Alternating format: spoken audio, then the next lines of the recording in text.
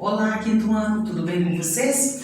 Hoje nós iremos dar continuidade ao nosso conteúdo de geometria. Hoje nós iremos estudar sobre geometria plana, atividades do livro referente às páginas 118, 119, 126, 128 e 130. Turminha, vamos estudar então um pouco sobre geometria plana. Abra um livro na página 118 e acompanhe a leitura junto comigo. Nós vamos iniciar nossos estudos falando sobre ponto, reta e plano. Ponto, reta e plano são noções da geometria que não têm definição matemática. Para compreendê-los, vamos fazer algumas associações. O ponto, vamos começar pelo ponto. Na geometria, o ponto não tem dimensão, mas a visão de uma estrela no céu e a marca da ponta de um lápis bem apontado no papel nos dão a ideia de um ponto, tá? Para nomear um ponto, normalmente, em matemática, nós usamos uma letra maiúscula de nosso alfabeto.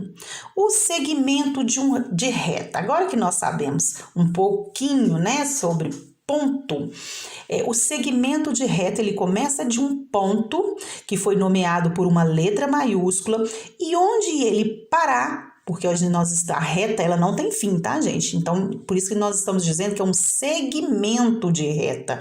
Quando esse segmento de reta parar, nós teremos um outro ponto, Aí nós vamos nomeá-lo com uma outra letra. Então, vamos para a leitura. Quando usamos uma régua para desenhar uma linha entre dois pontos em uma folha de papel, estamos traçando um segmento de reta. Parte do ponto A e termina no ponto B. Então, onde inicia e onde termina são os pontos, as extremidades, E entre esse espaço nós temos ali o segmento de reta, ou também pode ser uma linha, Aí já não é tão, não é necessário nem usar a régua, tá?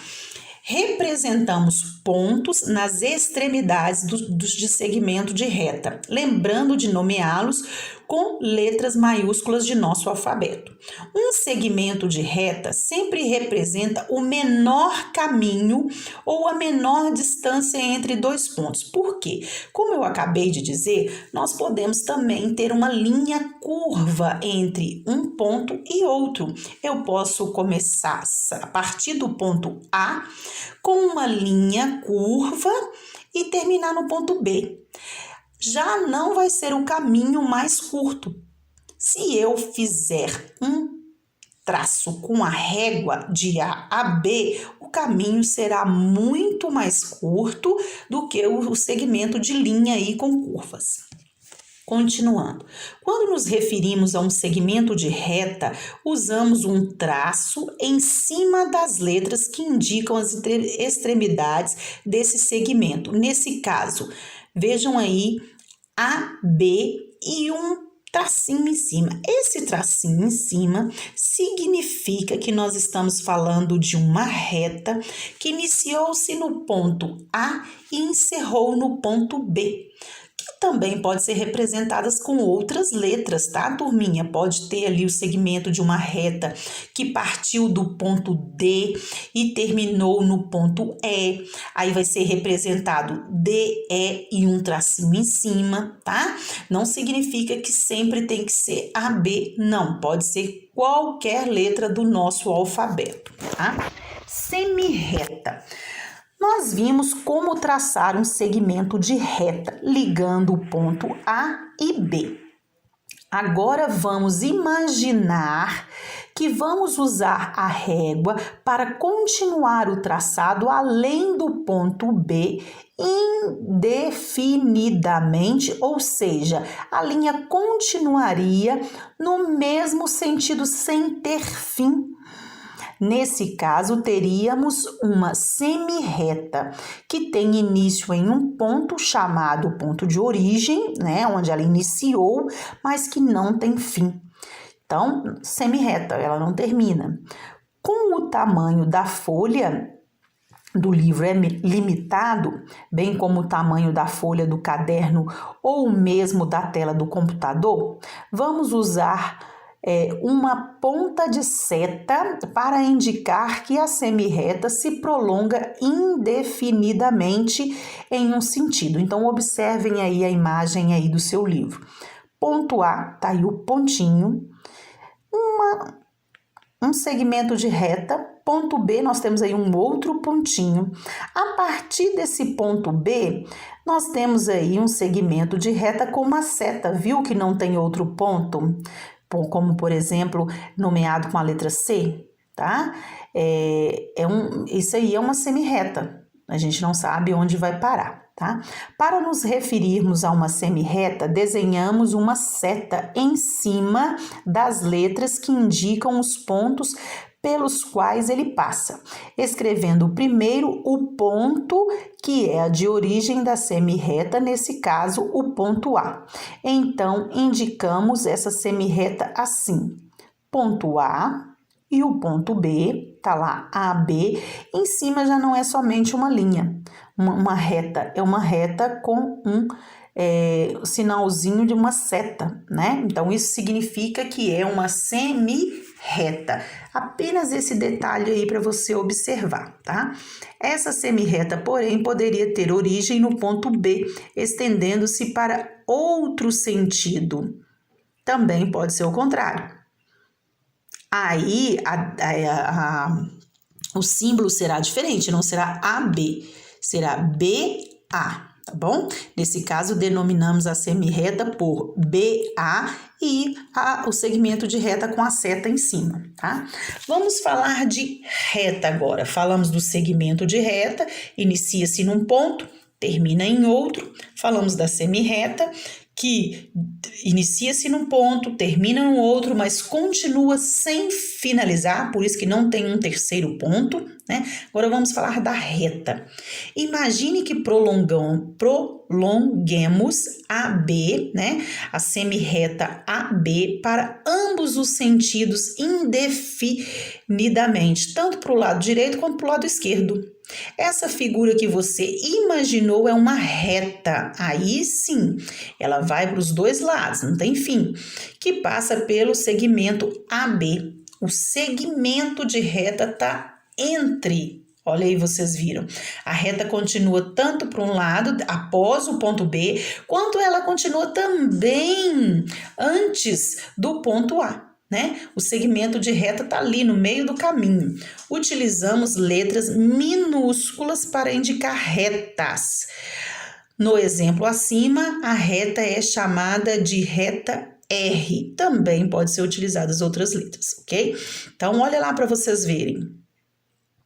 Então, nós temos ali a setinha após o ponto B, anterior ao ponto A. O segmento de reta fica entre A e B, né?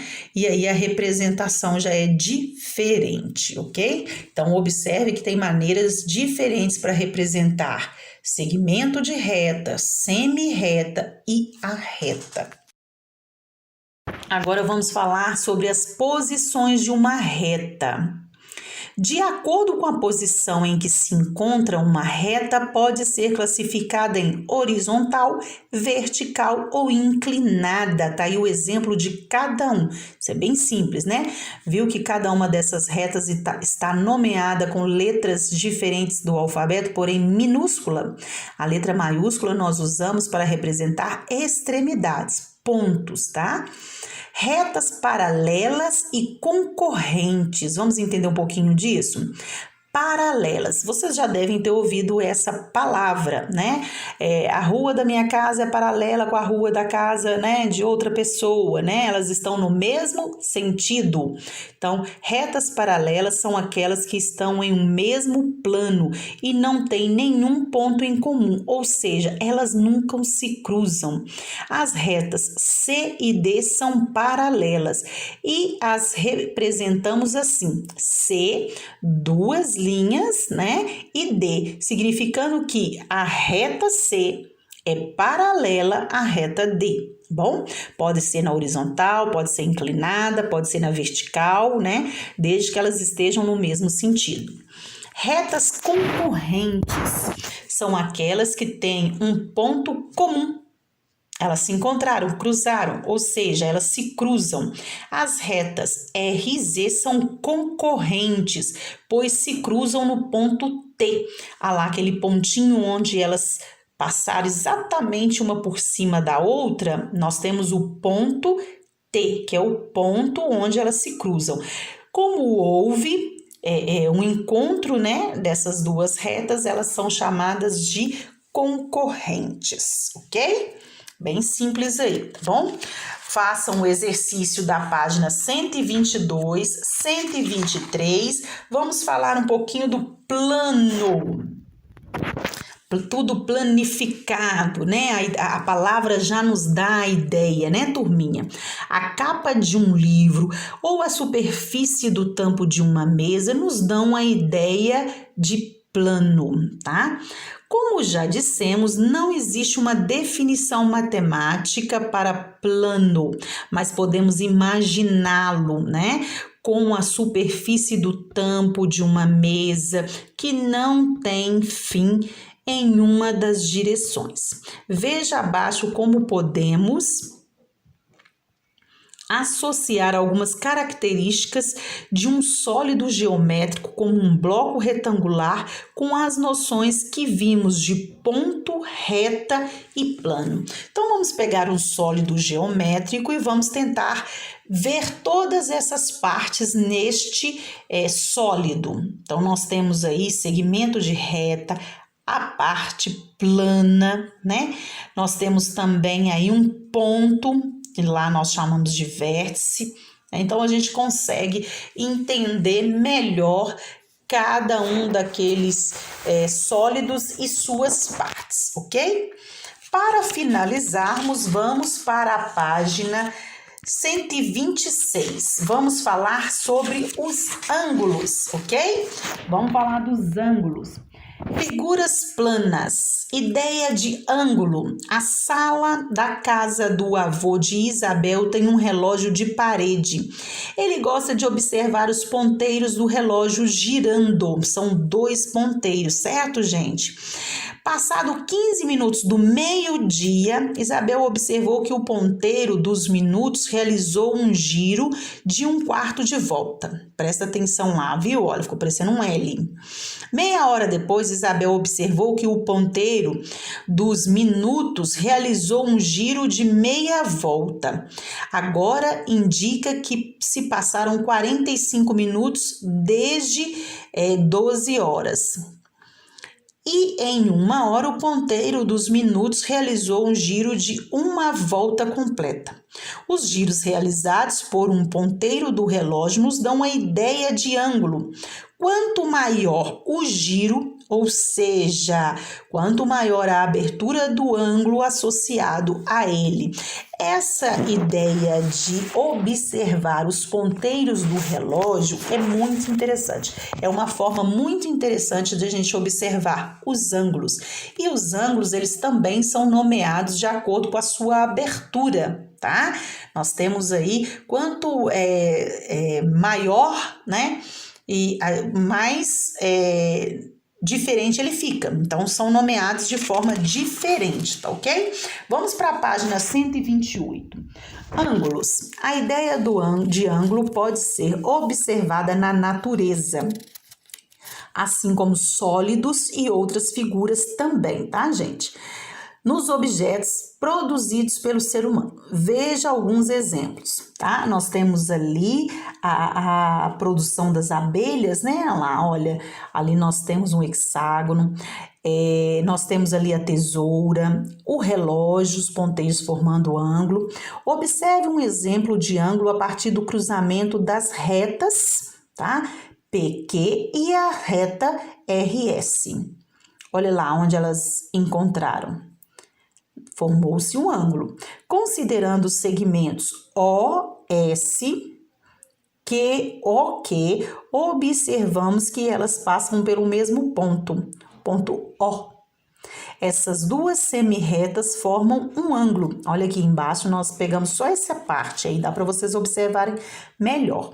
Na figura, o ponto O é a origem das semirretas e se chama vértice do ângulo. O ângulo também tem vértice. As semirretas OS, OK, são os lados do ângulo. A região delimitada por duas semirretas de mesma origem é chamada abertura de ângulo. Essa aí que varia o tamanho, né? Para nos referirmos aos ângulos, nós os chamamos de SOQ. Lemos ângulo SOQ, tá? Aí tem esse sinalzinho aí em cima, OK? Página para encerrar, agora que nós vamos encerrar, na verdade, né? Medindo um ângulo. O instrumento utilizado para medir ângulos é o transferidor. A unidade de medida de um ângulo é o grau, cujo símbolo tá aí mostrando para vocês.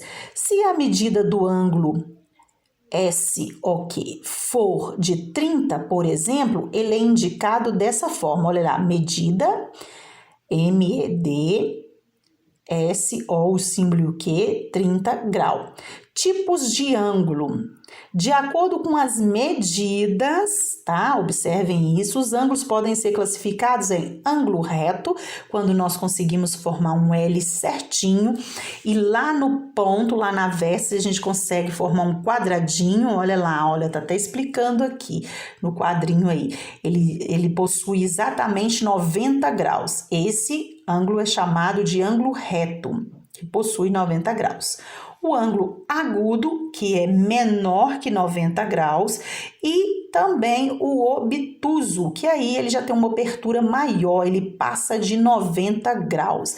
Esses três aqui que nós vamos ficar com ele por enquanto, tá, gente? Esse ano, tá bom?